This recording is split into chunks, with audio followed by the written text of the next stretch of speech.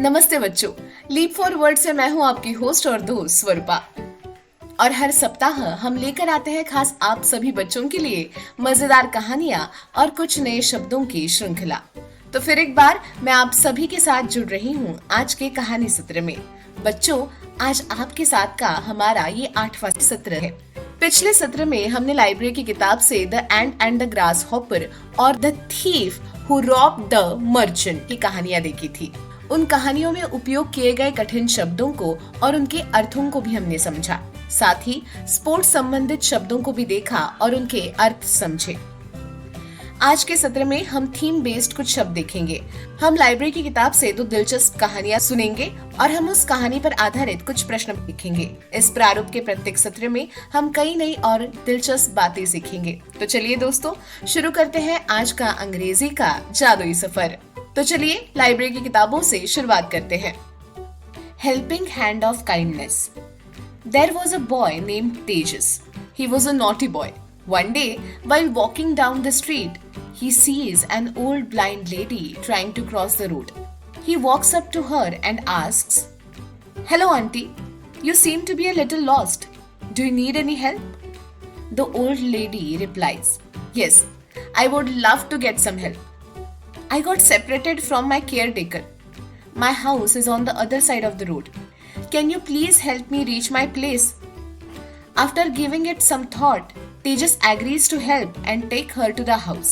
Upon reaching the place, the lady blesses Tejas and offers him to come inside for food. Tejas was already tired of all the playing throughout the day, so he instantly agreed. He was amazed at the sight of chole bhature served to him by the old lady. He enjoyed the feast and even got a ride home from the old lady's driver. Moral: kindness always helps back. अब आइए देखें कि हिंदी में इस कहानी का मतलब क्या होता है। पहले मैं हर एक अंग्रेजी वाक्य को पढ़ूंगी और उसके बाद उसका हिंदी में अर्थ आपको बताऊंगी। तो चलिए शुरुआत करते हैं। हेल्पिंग हैंड ऑफ काइंडनेस यानी कि दयालुता का हाथ। There was a boy named Tejas यानी कि तेजस नाम का एक लड़का था। He was a naughty boy यानी कि वो बहुत नटखट लड़का था। नॉटी मतलब नटखट।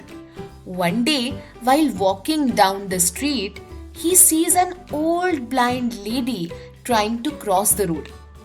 एक दिन जब वो सड़क पर चल रहा था तो उसने देखा कि एक बूढ़ी अंधी महिला सड़क पार करने की कोशिश कर रही थी। He walks up to her and asks. वो उसके पास जाता है और पूछता है, "Hello, auntie. You seem to be a little lost. Do you need any help?" नमस्ते दादी, आप कुछ खोई हुई लग रही है। क्या आपको किसी मदद की जरूरत है? The old lady replies. दादी ने जवाब दिया, "Yes, I would love to get some help. I got separated from my caretaker. My house is on the other side of the road. Can you please help me reach my place?" यानी कि हाँ, मैं तुम्हारी सहायता चाहती हूँ। मैं अपने देखभाल करने वाले से अलग हो गई हूँ। मेरा घर सड़क के दूसरी तरफ है। क्या तुम मुझे मेरे घर तक पहुंचाने में मेरी सहायता कर सकते हो? After giving it some thought, Tejas agrees to help and take her to the house. कुछ विचार करने के बाद तेजस उनकी सहायता करने और उन्हें उनके घर ले जाने के लिए तैयार हो गया।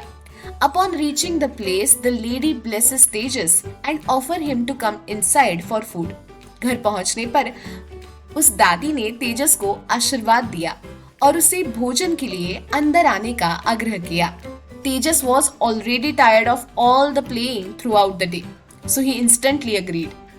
यानी कि तेजस पहले से ही सारा दिन खेलकर थक चुका था, इसलिए वो तुरंत राजी हो गया। He was amazed at the sight of chole bhature served to him by the old lady. अंधी बूढ़ी दादी के द्वारा उसे परोसे गए छोले भटूरे को देखकर वो चकित रह गया।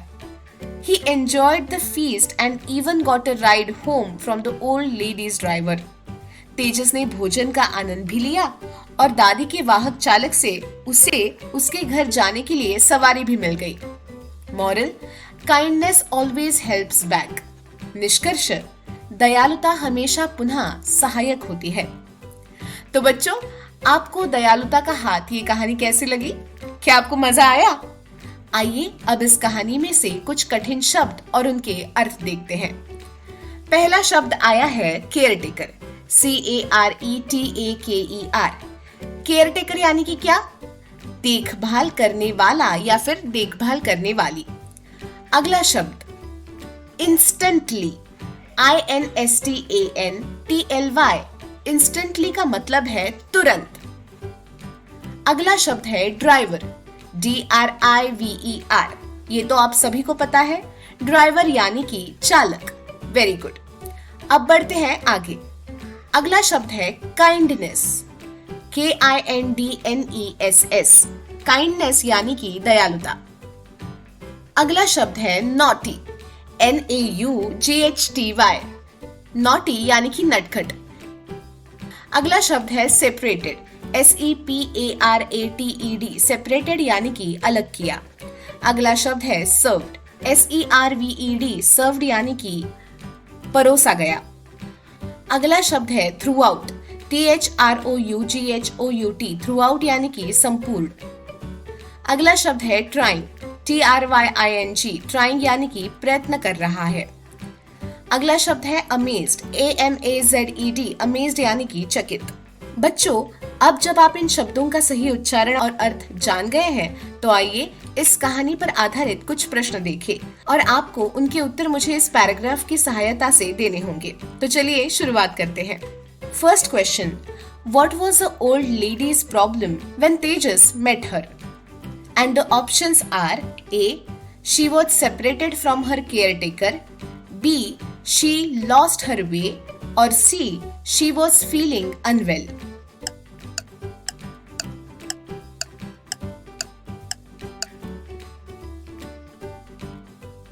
Next question, who did Tejas help to cross the road? And the options are A, a young girl, B, his friend, or C, an old blind lady.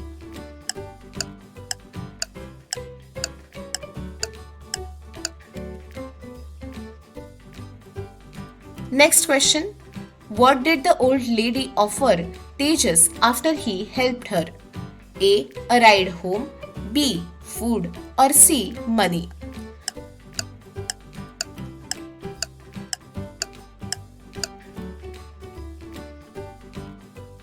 Next question, what food was served to Tejas by the old lady? A, pizza, B, sandwiches, or C, chole bhature.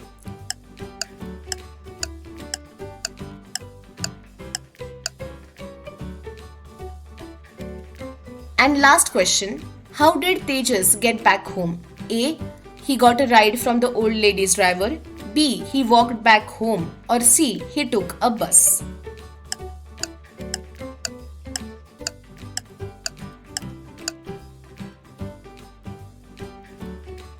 अरे वाह, आपने सभी प्रश्नों का सही जवाब दिया है।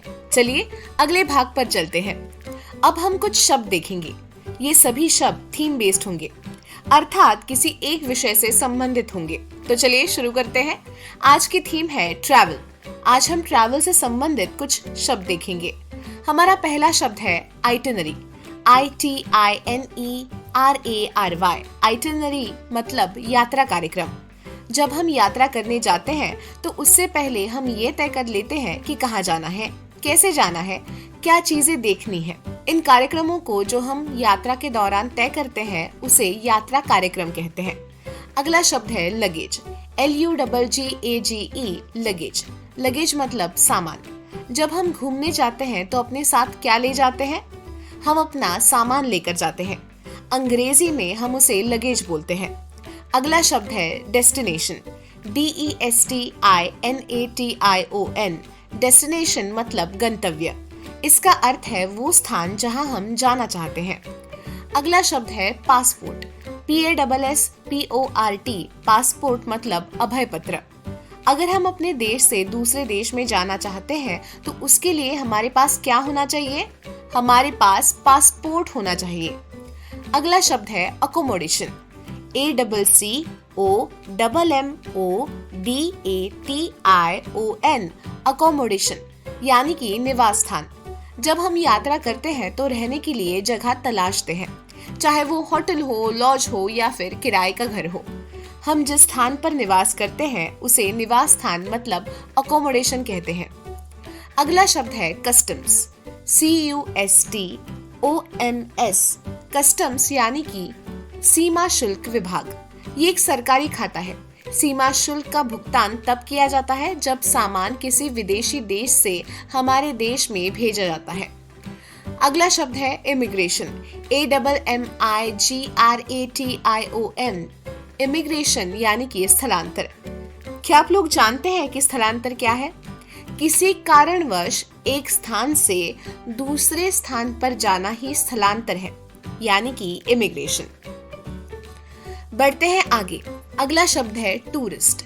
TOURIST। टूरिस्ट मतलब पर्यटक। आपने देखा होगा कि लोग दूसरे देशों से हमारे देश में पर्यटन के लिए आते हैं।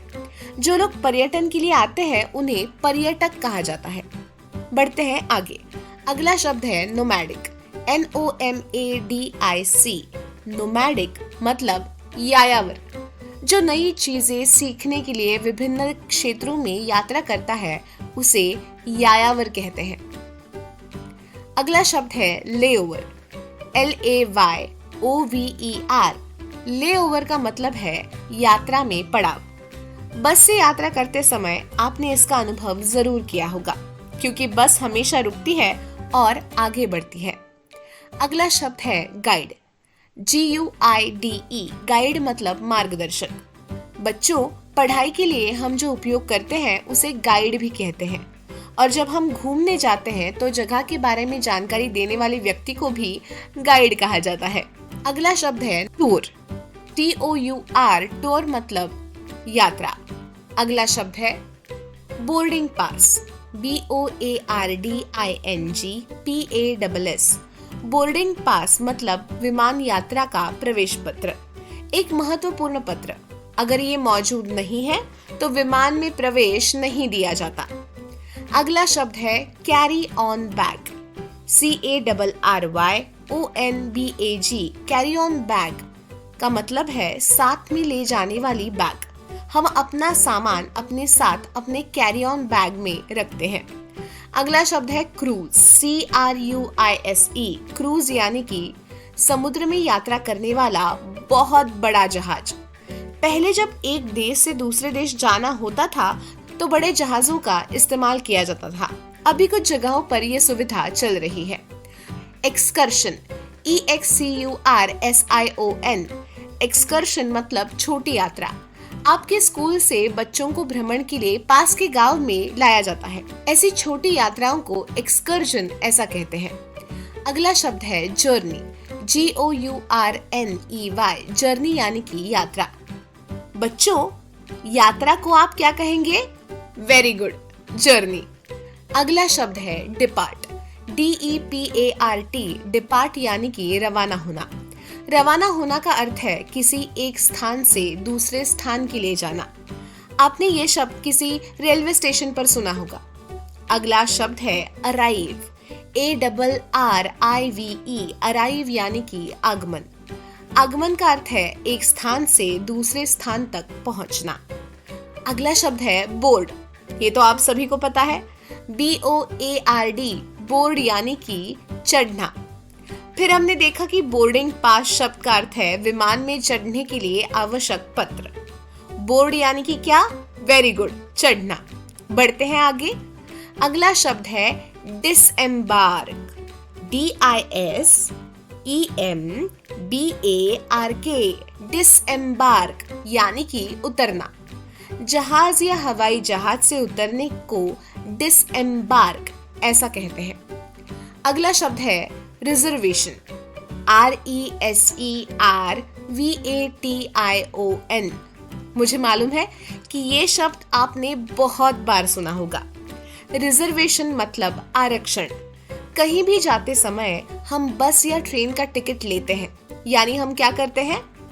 अगर हम उस बस या ट्रेन में अपनी सीट बुक करते हैं तो इसे आरक्षण यानी कि रिजर्वेशन ऐसा कहा जाता है।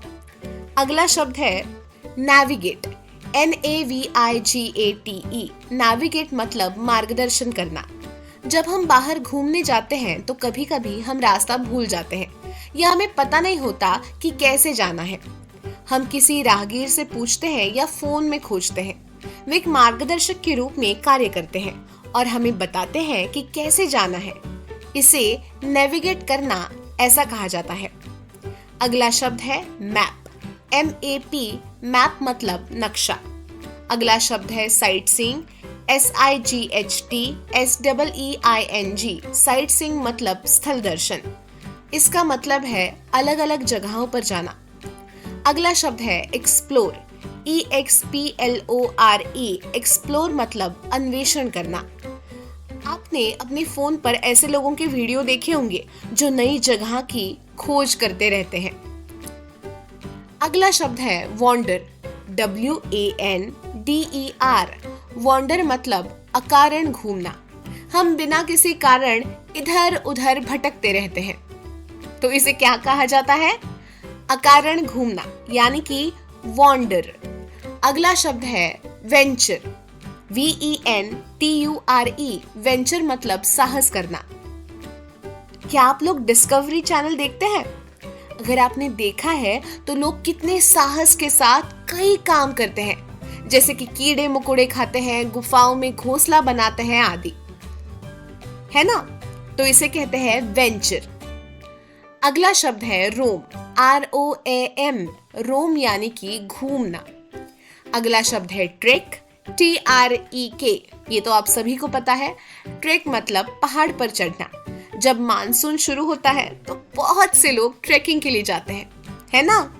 बच्चों, इन शब्दों का सही उच्चारण और अर्थ तो हमने देख लिया, तो चलिए अब लाइब्रेरी की किताब से एक और कहानी देखते हैं। The stork and the crab. An old stork lived on the side of a fish pond.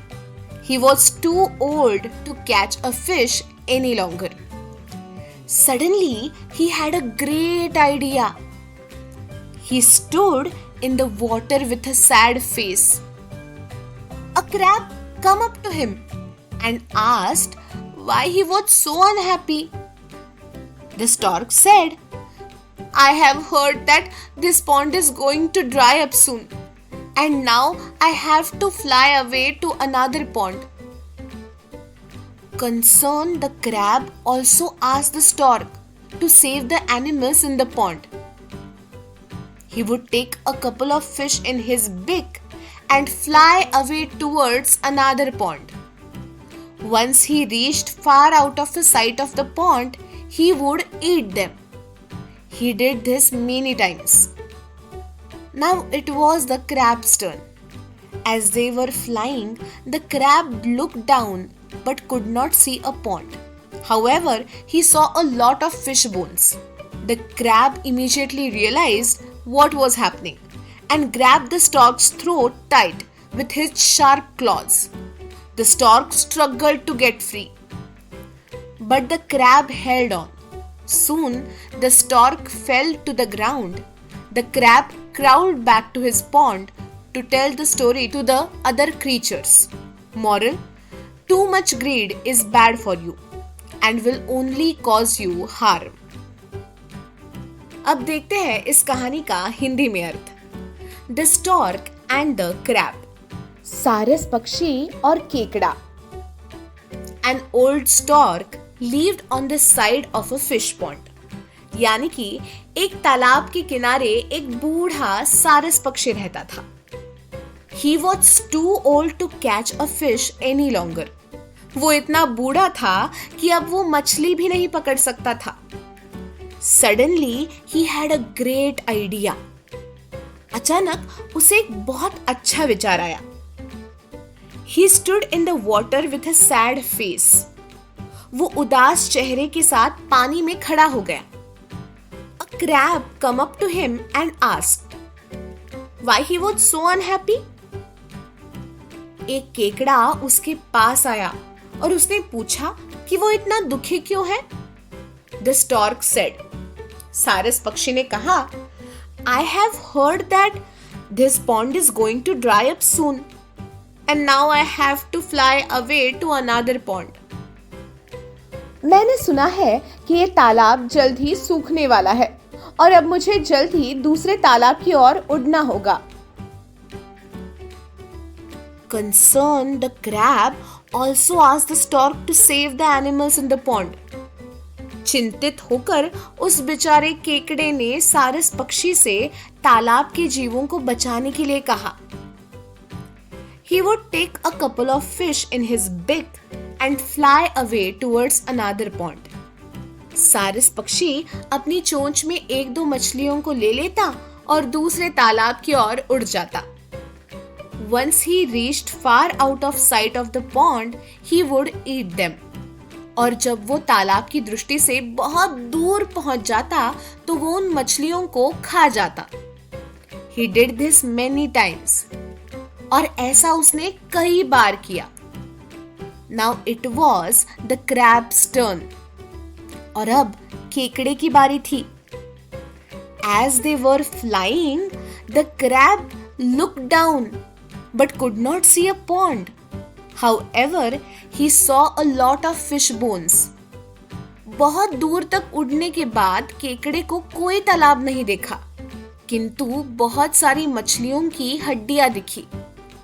The crab immediately realized what was happening and grabbed the stork's throat tight with his sharp claws. केकड़े को तुरंत एहसास हुआ कि ये हड्डियां किन मछलियों की थी। उसने अपने तीखे पंजों से सारस पक्षी के गले को कसकर पकड़ लिया। The stork struggled to get free. सारस पक्षी मुक्त होने के लिए संघर्ष करता रहा। But the crab held on. लेकिन केकड़े ने उसके गले को छोड़ा ही नहीं। Soon the stork fell to the ground. जल्द ही सारस पक्षी जमीन पर गिर गया। The crab crawled back to the pond to tell the story to other creatures. केकड़ा रेंगते हुए तालाब के बाकी जीवों को कहानी सुनाने के लिए वापस अपने तालाब में चला गया। Moral: Too much greed is bad for you and will only cause you harm. यानी कि बहुत अधिक लालच आपके लिए बहुत बुरा हो सकता है, जो आपको हानि भी पहुंचा सकता है। तो बच्चों, आपको सारस पक्षी और केकड़े की ये कहानी कैसी लगी? क्या आपको मजा आया? आइए अब इस कहानी में से कुछ कठिन शब्द और उनके अर्थ देखते हैं। पहला शब्द है कंसर्न्ड, CONCERNED, कंसर्न्ड यानी कि संबंधित। अगला शब्द है इमीडिएटली, IMMEDIATELY, इमीडिएटली यानी कि तुरंत। अगला शब्द है स्ट्रगल्ड, STRUGGLED, स्ट्रगल्ड यानी कि संघर्ष किया। अगला शब्द है सडनली, SUDDENLY, सडनली यानी कि अचानक। अगला शब्द है टाइट, TIGHT, टाइट यानी कि कसा हुआ। अगला शब्द है टूवर्ड्स, TOWARDS, टूवर्ड्स यानी कि ओर। अगला शब्द है क्रॉल्ड, CRAWLED, क्रॉल्ड यानी कि रेंगना। अगला शब्द है हैपनिंग, HAPPENING, हैपनिंग यानी कि हो रहा है। अगला शब्द है अनहैप्पी, UNHAPPY, अनहैप्पी यानी कि दुखी। और अगला शब्द है रियलाइज्ड, REALIZED, रियलाइज्ड यानी कि एहसास हुआ। बच्चों, अब जब आप इन शब्दों का सही उच्चारण और अर्थ जान ही गए हैं, तो आइए इस कहानी पर आधारित कुछ प्रश्न देखें और आपको मुझे उसके उत्तर इस पैराग्राफ की सहायता से देने होंगे। तो चलिए शुरुआत करते हैं। First question, Why was the stork unhappy? And the options are A. He was too old to fly. B. He was too old to catch fish. Or C. He was too old to swim.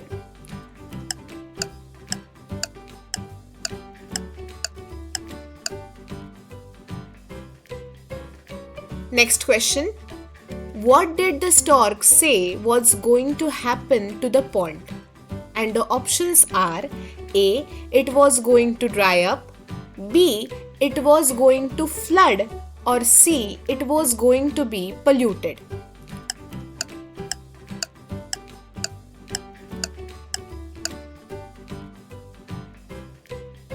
Next question. What did the stork do with the fish he took? A, he saved them in another pond. B, he gave them to the crab. Or C, he ate them.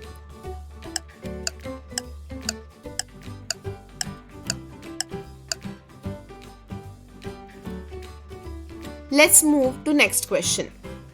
What did the crab see when he looked down while flying with the stork?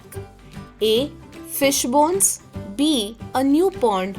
Or C, a forest.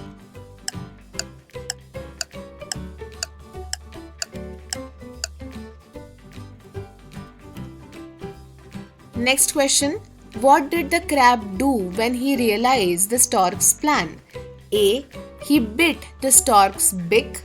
B, he grabbed the stork's throat with his claws. Or C, he flew away.